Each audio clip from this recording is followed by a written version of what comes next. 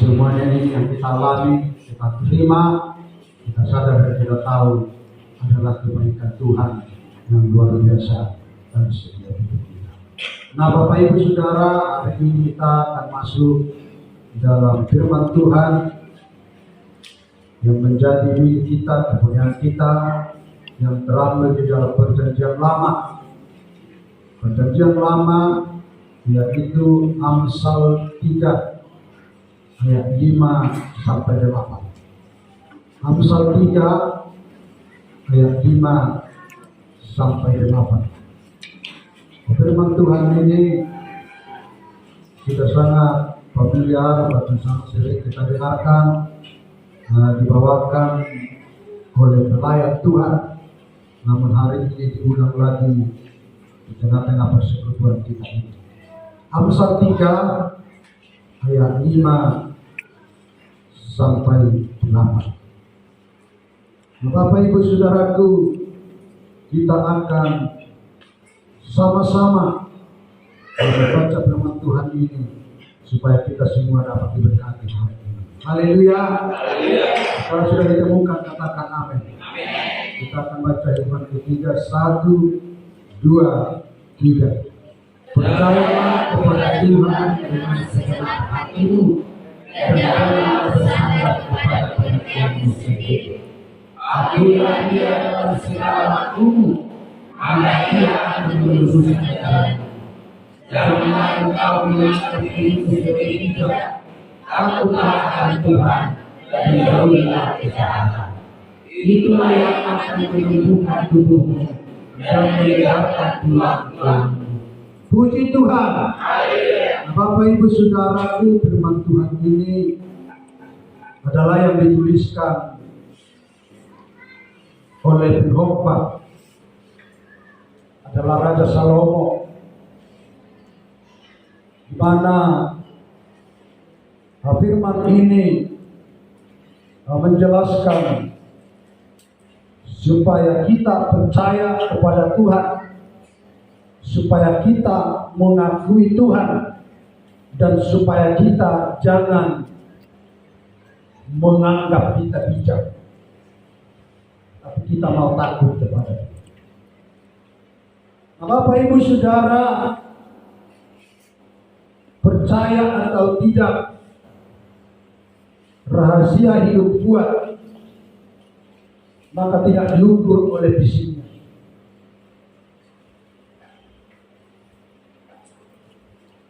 Kita kuat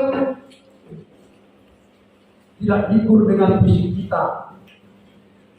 Walaupun kita kuat, walaupun fisik kita kuat, tapi itu tidak diukur dari fisik kita, saudaraku, yang dikasih Tuhan.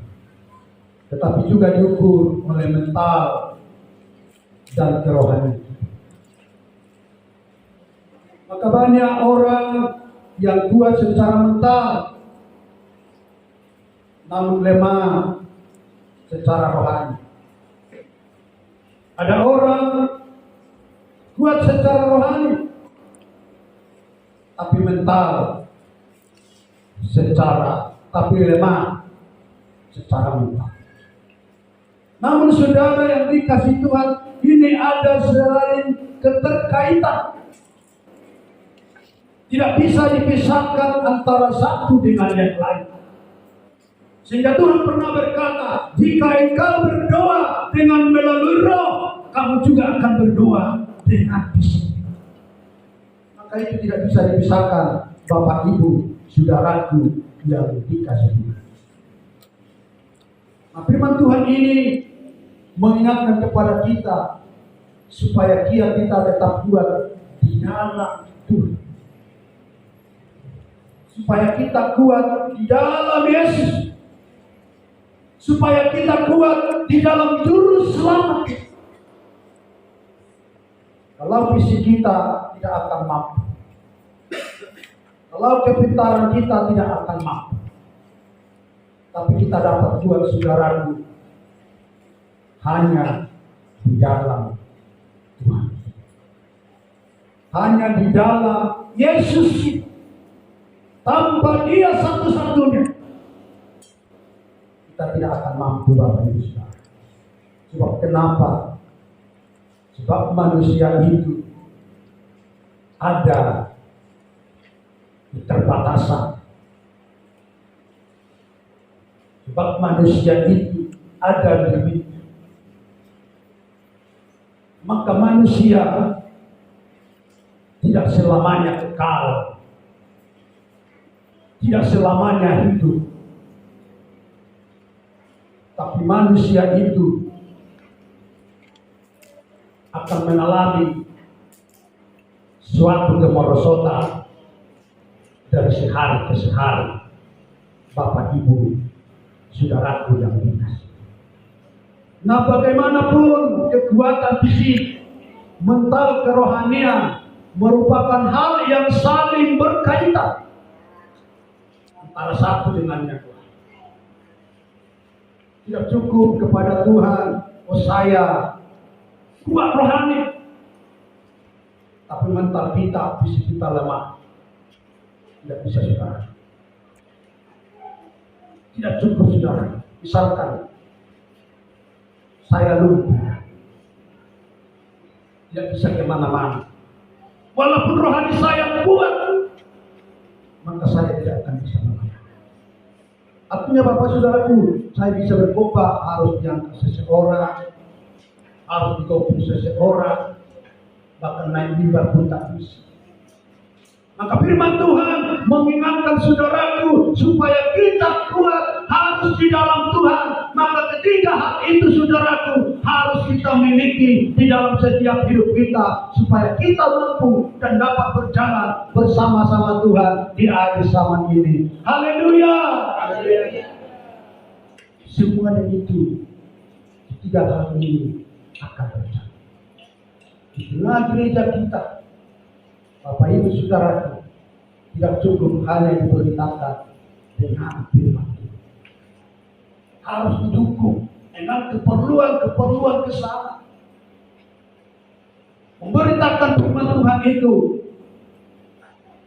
tidak cukup hanya dengan iman.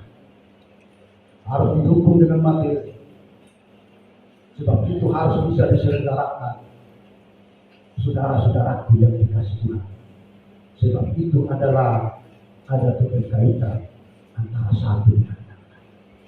Misalnya saudaraku, sekalipun ada pengkhotbah, mampu dia 1 jam 2 jam berkhotbah dengan khotbahnya luar biasa, membuat kita bersorak. Tapi ketika panas terik datang, hujan datang, maka akan sia-sia nilai oleh khotbah yang disampaikan. Nah, oleh karena itu, untuk itu ada tetik, ada damai seperti Roh Kudus. Itu harus didukung oleh satu bangunan atau yang lain saudara, supaya jemaat itu pun dapat tertib untuk menerima berkat dari Tuhan. Nah, oleh karena itu hari ini Bapak Ibu Saudaraku yang dikasihi Tuhan, firman Tuhan ini datang kepada kita. Bagaimanapun kekuatan fisik, mental, kerohanian merupakan hal yang saling berkaitan. Maka kita saudaraku belajar menimbangkan kehidupan akan membuat kita menjadi pribadi yang kuat. Menimbangkan supaya kita menjadi kuat. Harus seimbang. Tidak ada saudaraku timpang seperti timbangan hati. Harus netral lalu seimbang, saudara-saudaraku yang berkasih. Nah, hari ini kita belajar dari prinsip hidup yang kuat melalui firman Tuhan yang ada di Amsal 3 ini, ayat yang ke-5 sampai yang ke-7 ini saudaraku, sebagai berikut. Yang pertama dikatakan oleh Amsal saudaraku, supaya kita kuat di dalam Tuhan. Tuhan katakan, percayalah, kita lihat ayat 5, percayalah kepada Tuhan dengan segenap hatimu dan janganlah bersandar kepada pengertianmu sendiri. Ini yang pertama saudaraku, supaya kita kuat di dalam Tuhan, harus percaya kepada Tuhan dengan segenap hati. Harus percaya kepada Yesus dengan segenap hati. Ketika kita tidak percaya kepada Tuhan yang menjadi juru selamat kita dengan segenap hati, maka kita tidak akan mampu kuat di dalam Tuhan, saudara-saudaraku yang dikasihi Tuhan. Maka kita tidak akan kuat mampu untuk melewati segala persoalan masalah. Di sini dikatakan percaya. Ini adalah kalimat yang sering kita ucapkan, kalimat yang sering dikatakan oleh orang-orang percaya, oleh anak-anak Tuhan. Namun realitanya saudara yang dikasih Tuhan, ada banyak orang percaya bersandar dan berharap kepada dirinya sendiri daripada kepada Tuhan. Itulah yang membuat mereka itu tidak kuat. Itulah membuat seseorang itu tidak kuat, karena lebih banyak bersandar kepada dirinya sendiri daripada Tuhan. Maka mereka, Bapak Ibu Saudaraku, tidak mampu melewati segala perkara yang terjadi dalam kehidupan mereka. Nah, Bapak Ibu, dalam kehidupan misalnya sehari-hari, ketika kita pergi ke suatu tempat, maka kita akan bisa naik, yaitu transportasi umum, yang walaupun bahwa kita tidak mengenal siapa itu pengemudinya, namun kita percaya pengemudi itu akan mengantar sampai tujuan. Pengemudi itu akan mengantar kita sampai tujuan. Nah, saudara yang dikasih Tuhan, ketika kita percaya kepada pengemudi ini, mengapa kita tidak percaya kepada Tuhan kita, kepada Yesus kita, yang begitu sudah memberikan dirinya, memberikan nyawanya, memberikan hidupnya, mati di kayu salib, mencurahkan darahnya kepada saudara dan kepada saya. Nah, ini yang terjadi, Bapak Ibu Saudaraku, yang ditemukan di dalam kehidupan anak-anak Tuhan. Mengapa kita sulit percaya kepada Tuhan? Mengapa kita ragu akan kuasa Tuhan? Mengapa kita bimbang akan kebaikan kemurahan Tuhan? Dan banyak demikian orang-orang percaya yang mengaku bahwa mereka adalah milik Tuhan, adalah kebenaran. Maka siang hari ini, firman ini mengajak kita, saudaraku yang dikasih Tuhan, dan mengingatkan kita, apapun pergumulan kita, berhentilah kita bersandar kepada pengertian kita yang sangat terbatas. Berhentilah kita bersandar kepada pengertian kita yang sangat terbatas. Tapi marilah kita bersandar dan percaya kepada satu pribadi, yaitu Tuhan kita. Satu pribadi yang tidak pernah terbatas, yang tidak dapat dibatasi oleh ruang waktu, dan tidak dibatasi oleh keadaan. Tapi Dia, saudaraku, sungguh ajaib, luar biasa, dan mampu melakukan segala yang saudara butuhkan dan perlukan dalam kita berjalan di tengah-tengah dunia ini. Haleluya. Dan ketika kita percaya kepada Dia, percayalah, Allah kita, Tuhan kita Yesus Kristus, Allah pengasih, Allah penyayang. Dia mengasihi saya, Dia mengasihi saudara, Dia mengasihi kita. Bahkan Dia akan membuat jalan-jalan keluar bagi setiap perkara, pergumulan, persoalan setiap kehidupan. Dan begitu Tuhan menyayangi saudara dan mencintai saudara, serta menyayangi saya sebagai umat kudusnya saudara. Dan itu menunjukkan bahwa saudara dan saya, gereja Tuhan, anak Tuhan, begitu berharga di mata Tuhan. Maka oleh karena itu, hari ini, mari sungguh-sungguh percayakan hidup kita ke dalam tangan Tuhan. Biarlah Dia memimpin setiap langkah kita, setiap perjalanan kita. Dan saat kita bangun siang sampai malam, kembali kita lagi tidur dan kembali kita lagi bangun, selalu Tuhan ada menyertai setiap kehidupan kita, saudara-saudara yang dikasihi. Nah, Bapak Ibu saudaraku yang dikasihi Tuhan, bagaimanapun kepercayaan kepada Tuhan pasti melalui tahapan. Ada beberapa tahapan saudaraku, supaya kita tetap percaya setia kepada Tuhan. Yang percaya pertama saudaraku, kita harus mengalami perjumpaan pribadi dengan Yesus. Itu tahapan yang pertama. Tanpa seseorang itu mengalami perjumpaan pribadi kepada Tuhan, maka dia tidak akan mampu kuat di dalam Tuhan.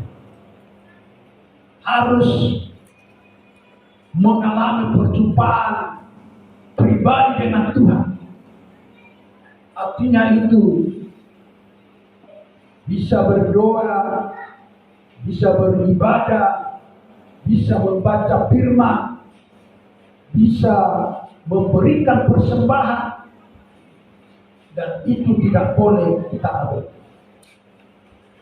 Bapak Ibu saudaraku, supaya kita tahapan-tahapan ini harus dilewati.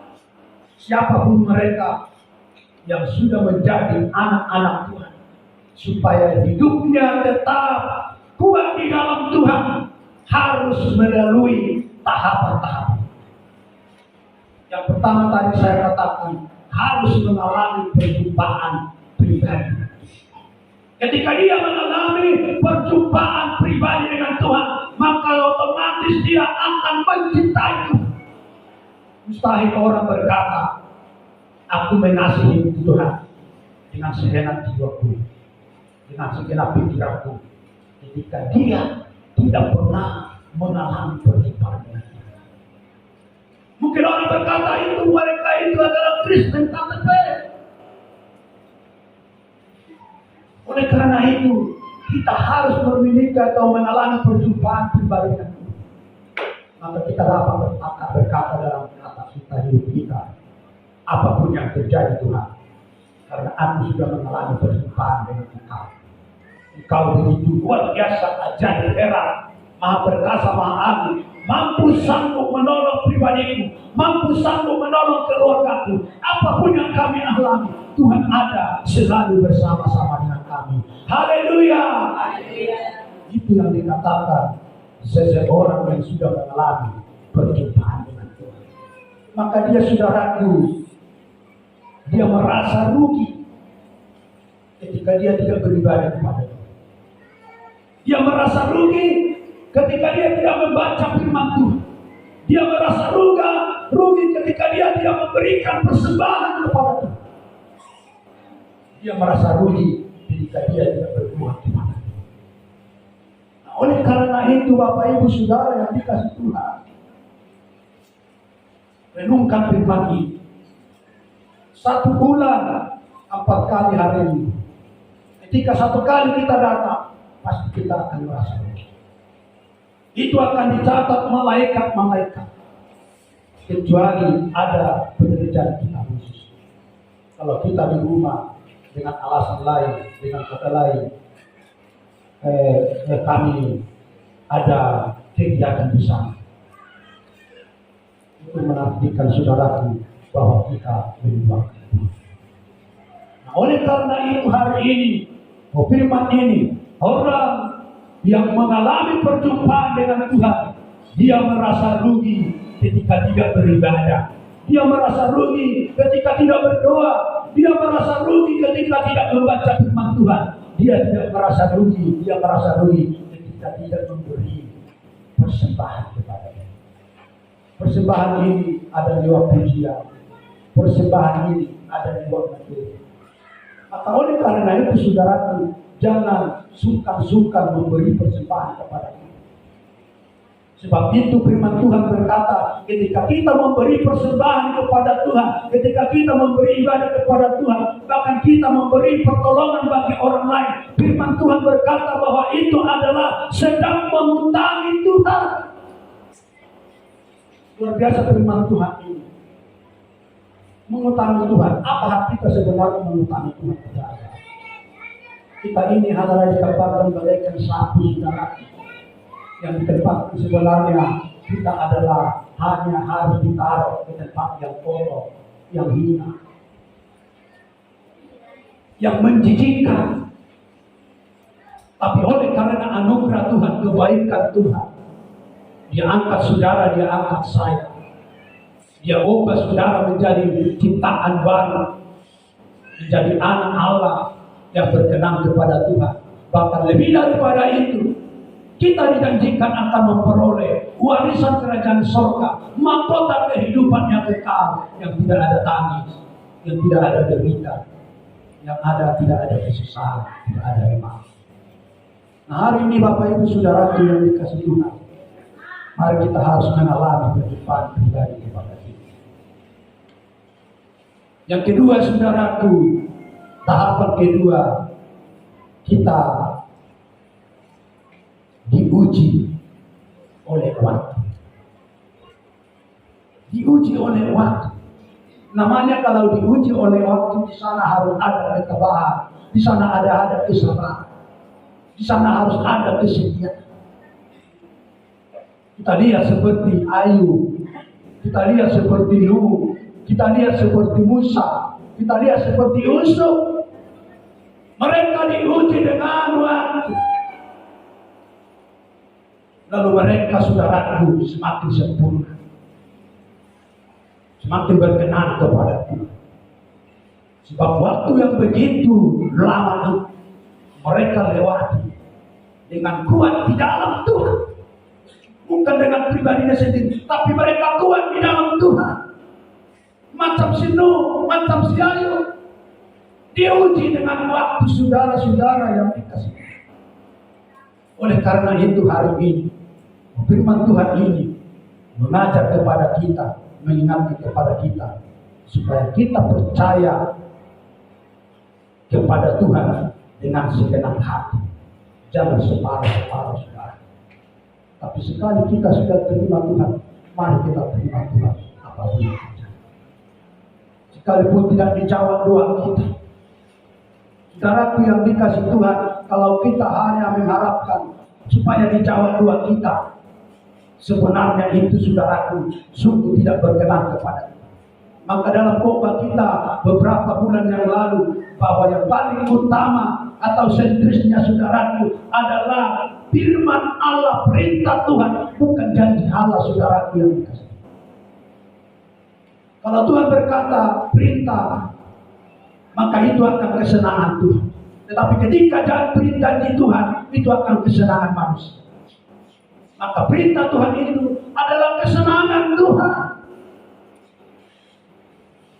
Nah, saudara-saudaraku, ada firman Tuhan yang mengatakan janjinya ada sama kita.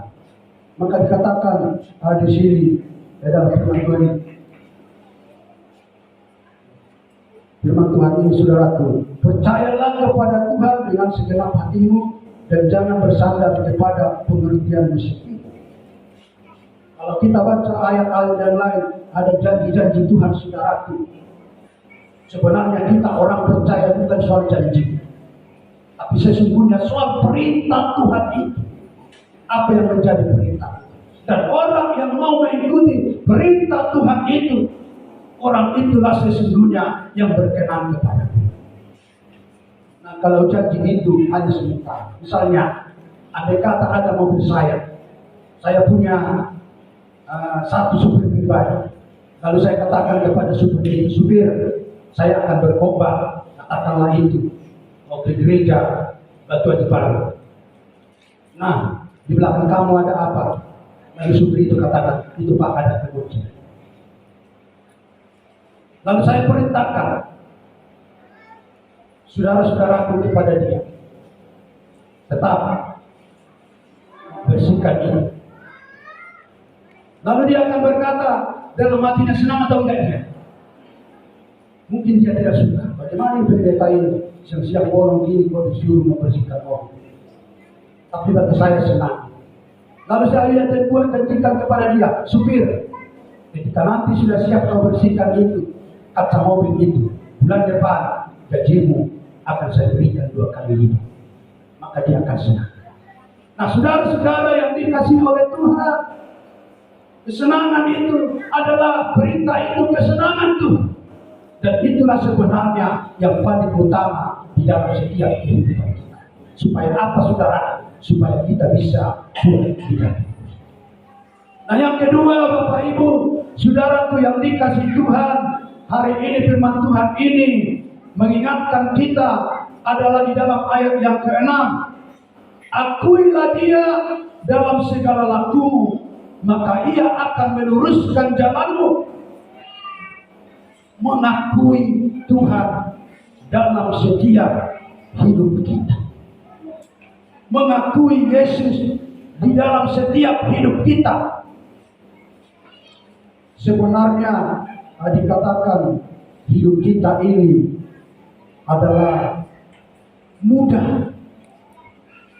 Hidup kita ini sederhana. Hanya saudara yang dikasih Tuhan, kita yang sering membuat kita ribet. Kita yang sering membuat kita rumit. Manusia itu yang sering membuat dirinya rumit. Manusia itu yang sering membuat dirinya sengsara. Sehingga manusia itu, saudaraku, lupa berbahagia, lupa bersyukur, bahkan melupakan Tuhan.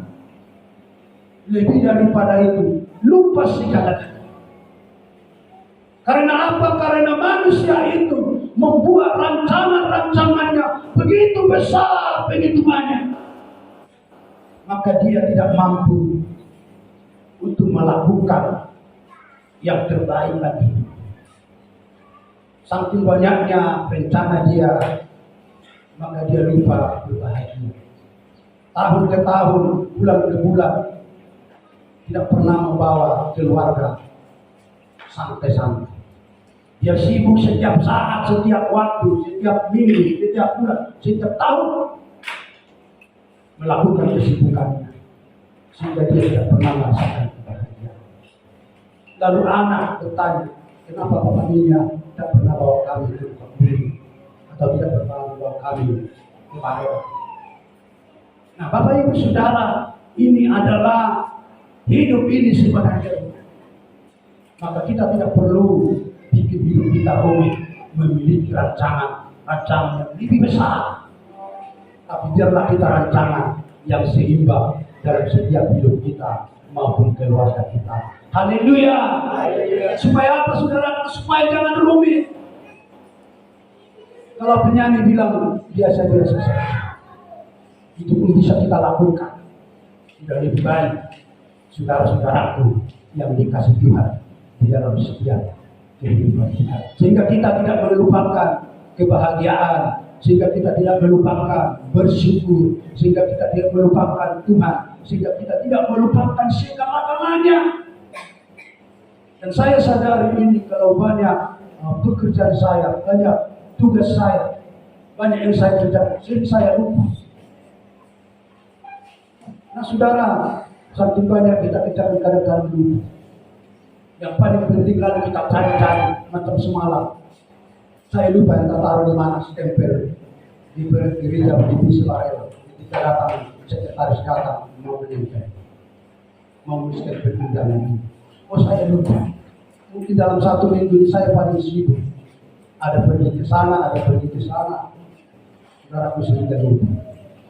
Nah, Bapak Ibu Saudara yang dikasihi oleh Tuhan hari ini, firman ini mengingatkan setiap kehidupan kita. Maka sebagai orang Kristen, kita harus mengakui Tuhan dimanapun kita berada, baik suka maupun duka. Kita harus akui Itu semua ada dalam setiap pengetahuan Tuhan dan atas seizin Tuhan. Apapun yang terjadi, ketika kita sakit, kita harus akui, oh ini Tuhan atas seizin. Ketika kita dibenci orang, kita harus akui, oh ini Tuhan atas pengetahuan. Berikan saya kekuatan, berikan saya ketabahan untuk mampu dan sanggup untuk melewati ini. Tanpa Engkau, aku tidak kuat, aku tidak mampu. Maka di sana Tuhan datang memberikan satu power kekuatan yang luar biasa bagi setiap kehidupan kita, saudara-saudara. Kita akui segala sesuatu yang terjadi pada kita. Dengan kata lain, kita tidak menyalahkan siapa-siapa. Tidak menyalahkan. Sering kita saudara yang dikasih Tuhan menyalahkan siapa-siapa. Tapi hari ini firman Tuhan mengingatkan saudara, mengingatkan saya bahwa sebagai orang Kristen kita harus mengakui Tuhan dimanapun kita berada, baik suka maupun duka. Kita harus akui itu semua atas seizin dan atas pengetahuan Tuhan. Karena akan selalu ada upah atas ketaatan kita, saudara. Selalu ada upah diberikan Tuhan atas ketaatan setiap orang kepada Tuhan Sang Pencipta langit dan bumi. Hari ini kita datang ke sini, kita taat kepada Tuhan. Yang pertama tadi, tahapan ini, percayalah, selalu ada Tuhan siapkan, Tuhan sediakan saudaraku yang dikasih Tuhan bagi saudara dan bagi saya upah yang luar biasa. Biasanya upah itu tidak ada. Jangan kita terbalik, saudara. Upah itu tentu pada akhirnya tidak pernah di depan upah. Kalau di depan upah itu dipertanyakan, bukan upah. Di dunia ini pun upah tidak pernah di depan. Kalau di depan tidak kasihkan upah, itu saudaraku, percayalah, di situ tidak akan ada keadilan dan kebenaran.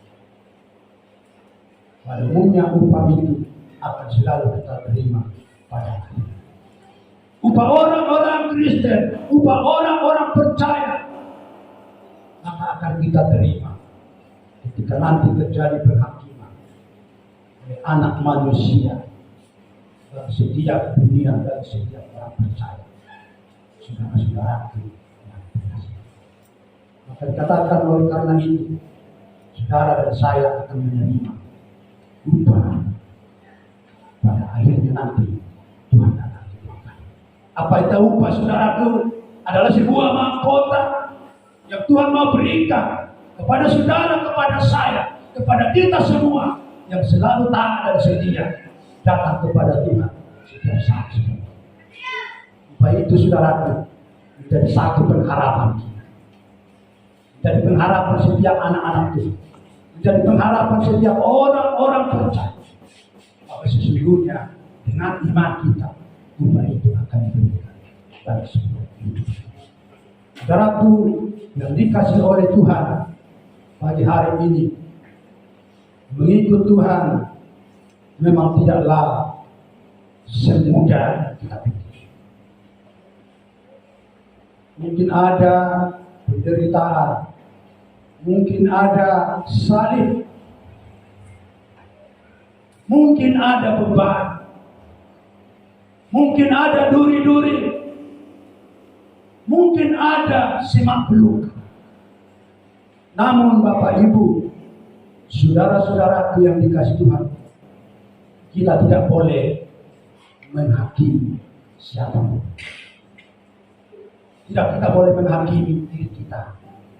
Jika firman Tuhan berkata janganlah bersumpah atas bumi dan surga, artinya jangan kita menghakimi siapapun.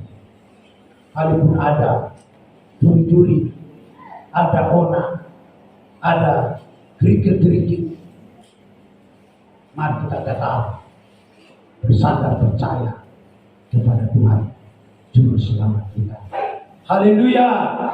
Dan yang ketiga, saudaraku yang dikasih Tuhan, supaya kita kuat di dalam Kristus, dalam ayat yang ketujuh dikatakan, janganlah engkau menganggap dirimu sendiri bijak. Jangan kita menganggap diri kita bijak. Saudaraku yang dikasihi Tuhan, Tuhan ingin agar kita semua dalam menjalani hidup ini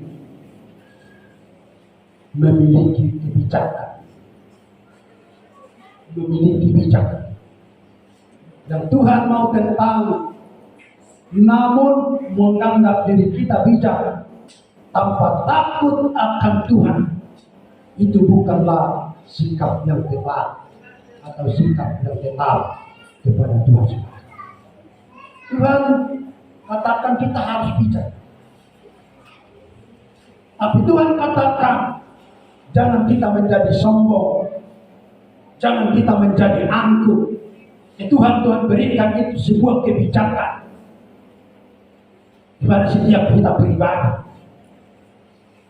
Tapi kita dikatakan harus takut kepada Tuhan.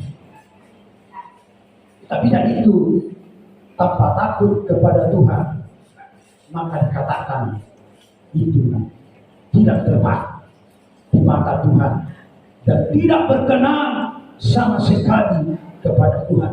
Maka Tuhan katakan, kalau itu saya berikan kepadamu, bukan untuk menjadi sombong, bukan menjadi angkuh, tapi itu menjadi melimpahkan apa yang ada padamu bagi saudara-saudara. Bagi Tuhan Allah, itu sebenarnya yang Tuhan kehendaki bagi setiap hidup kita, saudara yang dikasihi. Nah, Bapak Ibu saudaraku, kenapa malaikat Lucifer dijatuhkan Tuhan? Tuhan berikan dia pada mulanya kebijakan yang luar biasa. Bahkan dia dipercayai oleh Tuhan menjadi seorang yang menjadi seorang malaikat yang luar biasa bersama-sama Tuhan waktu itu. Namun lewat kebijakan yang dia terima dari Tuhan, dia menjadi sombong, dia menjadi angkuh. Dia angkatkan itu kebijakan. Dia tidak sadar saudaraku bahwa itu bersumber datang dari Sang Pencipta langit dan bumi. Dan Tuhan izinkan itu diberikan kepada dirinya. Tapi tadi ya saudaraku, sampai sekarang dialah menjadi yaitu Bapa pemecahan saudara-saudara yang dikasihi. Maka itu menjadi seteru, menjadi musuh Allah, kita menjadi musuh Tuhan. Maka sekaligus menjadi musuh saudara. Maka dia setiap saat, setiap waktu ada menggoda setiap orang tanpa melihat tempat, sehingga dia bisa mampu datang baik di dalam rumah Tuhan. Saat firman Tuhan pun diberitakan, bisa dia datang saudara-saudara yang dikasihi. Sebab dia diberi kemampuan, kebijakan yang luar biasa semasa dia di malaikat, saudara yang dikasihi. Sehingga kadang-kala anak-anak Tuhan ketika mendengarkan firman Tuhan bisa ngantuk dulu. Pendetanya berkhotbah ngantuk. Kenapa saudara? Karena si Lucifer, si iblis itu masih mencoba menyasar sebagai anak. Kama tehe, asal diberi Allah berita kebenaran, berita keselamatan, proses sungguh, kasih pilih hatanan, tidak masuk di situ. Berikanlah anak-anak Tuhan itu. Maka ketika datang saudaranya atau orang tuanya atau pemilik yang tidak itu, ayah anak kita juru dikhotbah ini ibadah lupa. Tidak hina saudara. Tapi saya percaya ketika nanti ada saudara kita bertanya tentang judul khotbah kita ini, harus didengarkan dan harus diingat saudara yang dikasihi, supaya itu menjadi sebuah kepada kita. Ketika kita ditanya setelah pulang dari gereja, lalu kita sampaikan, itu adalah juga sebuah penginjilan bagi setiap orang itu. Tidak putus, dia tidak cukup atau tidak puas kita saudaraku sudah mendengarkan firman Tuhan. Tapi firman itu harus kita taruh di dalam hati kita, di mulut kita.